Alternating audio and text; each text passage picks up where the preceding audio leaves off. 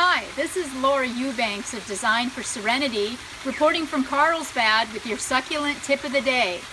And a couple of weeks ago, we decided to pull out some of the landscape and install a beautiful pondless waterfall on this slope here in Carlsbad.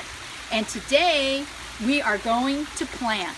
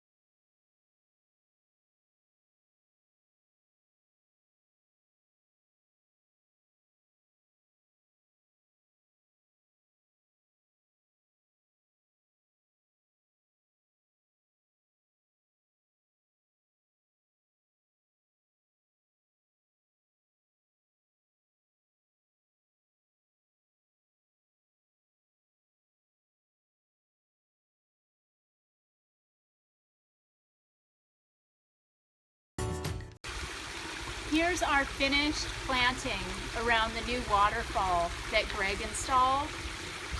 We still have, as you can see, some rock work to do, and some additional plantings to finish on the slope.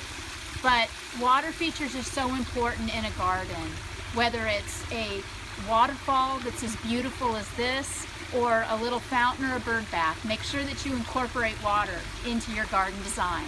This has been Laura of Design for Serenity with your succulent tip of the day.